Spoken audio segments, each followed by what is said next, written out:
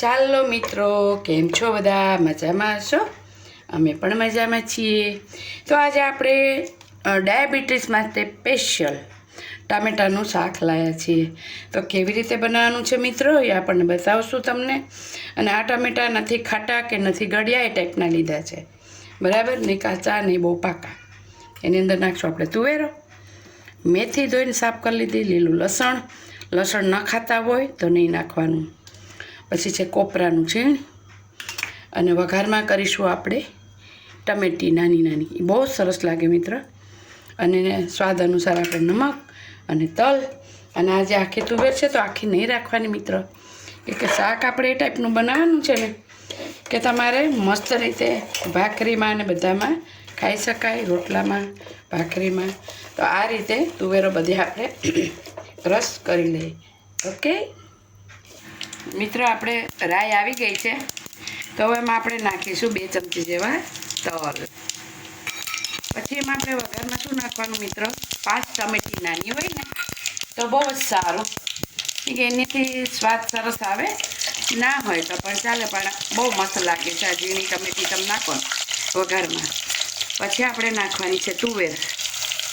એટલે ડાયાબિટીસવાળા ખાય ને એને એમ ન થાય કે અમે ડાયાબિટીસ મારાને શું ખાવું, એકલા રીંગણ ખાતા હોય, એટલે એમને એવું ન લાગે. એટલા માટે જો આની અંદર બધું જ આવશે, અને ગળપડ સિવાય બધું જ આપણે આમાં નાખવાનું છે. આ ટમેટા છે ને મસ્ત રીતે સરસ આખા ફૂલીને મસ્ત થઈ જશે મિત્રો. એટલે આ રીતે સ્પેશિયલ ડાયાબિટીસનું આપણે શાક બનાવવાનું છે. એની અંદર નાખશું લીલું લસણ. ન ખાતા હોય તો નહીં નાખવાનું મિત્ર, ખાતા હોય તો જ નાખવાનું છે, બરાબર? પછી આપણે નાખીશું મેથી ધોઈને 1 વાટકી. મેથી મિત્રો બહુ ગુણકારી છે, આપણા શરીરના દુખાવા, હાંધાના દુખાવા, એની માટે બહુ જ સારી છે મેથી, ખૂબ જ ગુણકારી છે. એ તો આપણે બધાને ખબર જ છે. શિયાળામાં બને એટલી લીલી મેથી ખાવાનો આગ્રહ રાખવાનો મિત્ર. અને હવે આપણે નાખીશું કોપરાનું છીણ. કોપરાનું છીણને એટલી મસ્ત મજા આવે મિત્ર.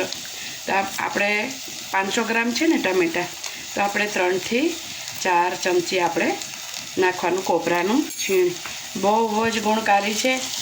કોપરાનું છીણ એટલે નાખવામાં આવે કે શિયાળામાં વડીલોને સાંધા દુખતા હોય ને, તો કોપરાના છીણમાં ઓઇલ હોય છે.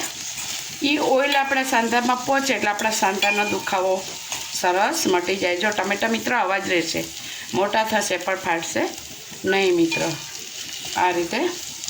અને આપણે નાખીશું સ્વાદ અનુસાર નમક. 500 આપણે ટમેટા છે, કેમ કે આ બધું ગળી જશે મિત્ર, માપીને નાખવાનું છે આપણે.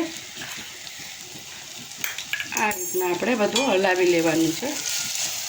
મેં લીધું છે સિંગ તેલ વઘારમાં, તમને જે યોગ્ય લાગે તમે લઈ શકો છો મિત્રો. સિંગ તેલ તો બહુ ઉપયોગી અત્યારે સ્કિન માટે ને બધી રીતે. તો હવે આપણે નાખીશું છેલ્લે ટામેટા. આ રીતે ટામેટા નાખવાના. હવે આપણે આને હલાવી થોડી વાર પાકવા દેવાનું છે મિત્રો, અને પછી જ આપણે મસાલો આનો કરીશું. ઓકે, તો મિત્રો હવે આપણે આની અંદર કરીએ મસાલો. જો આપણે ઓનલી ખાલી મીઠું નાખ્યું હતું, બધું સરસ થઈ ગયું, છતાં પણ આપણા ટમેટી આખી જ છે મિત્રો. એ ટમેટા ખરાબ નહીં થાય, છૂંદો નહીં થાય, માટે આ વઘારમાં નાખવાની બહુ સરસ શાક બને છે. ડાયાબિટીસ માટે સ્પેશિયલ છે. ને આપણે કરવાનું છે સેવ ટમેટાનું મિત્રો. તો ડાયાબિટીસવાળા ખાશે તો એમ થઈ શકે ના. હવે આપણે કરીએ મસાલો. તો હવે આવશે 1 ચમચી ધનિયા પાવડર, પછી આવે હલ્દી. તમારે લીલા મરચાંમાં કરી શકો, આપણે કર્યું છે લાલ મરચાંમાં મિત્ર. તો આ રીતે આપણે સ્વાદ અનુસાર નાખવાનું છે મસાલો બધો, મરચું ને મીઠું ને બધું. મોરસ નાખવાની મિત્ર નો, તો ડાયાબિટીસવાળા ન ખાઈ શકે એટલા માટે. હવે આની ઉપર છે ને હવે પાછું પણ આને ધીમા તાપે આ મસાલો આપણે ચડવા દેવાનો છે મિત્રો. ગેસ સ્લો રાખવાનો છે. જો આમાં તુવેર મેથી બધું મિક્સ થઈ ગયું ને, હવે આ શાક ખબર પડે કે ડાયાબિટીસનું છે. ડાયાબિટીસવાળા બિચારા હોશે ખાય, એકલા રીંગણ તો એ 2 કોપા પાકી જાય બિચારા. તો હવે આને આપણે ધીમા તાપે ઢાંકી દેવાનું, મસાલો ચોળવાનો છે. એની ઉપર આપણે મૂકવાનું છે થોડું પાણી, જેથી કરીને અંદર ઓજ પડે એટલે આપણું શાક બને લચકાદાર. ઓકે મિત્ર, તો ચાલો મિત્રો આપણે જોઈએ કે આપણે ઓજમાં કેવું શાક બન્યું છે. ઓજ મૂકીએ ઉપર પાણી તો અંદર કેવો લચકો બને. જો આ ઓજ મૂકવાથી આટલું મસ્ત રીતે રસાવાળું થાય. પાણી નહીં નાખવાનું મિત્ર. હવે નાખવાની છે આપણે સેવ.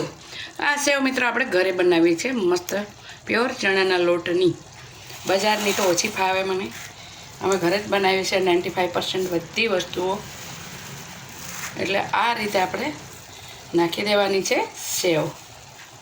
અને પછી આપણે છે ને મિત્રો ઉપર થાળીમાં પાણી તો રાખવાનું, એકદમ ધીમા ગેસે અડધી મિનિટ આપણે ઢાંકી રાખવાનું. કેટલી? ઓનલી અડધી મિનિટ. ઓકે, ચાલો મિત્ર જોઈએ આપણે અડધી મિનિટ થઈ ગઈ છે તો આપણું શાક કેવું બન્યું.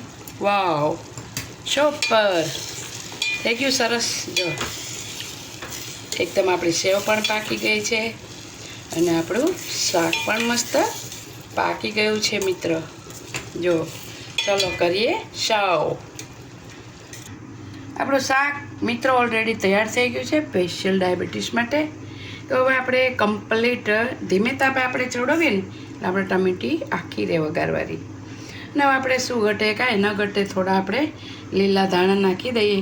અને ગરમ ગરમ આ શાક તમે રોટલા ખાવ તો વધારે સારું, જો ખાતા હોય તો બહુ જ સારું ડાયાબિટીસ માટે. તો કેવું લાગ્યું મિત્ર?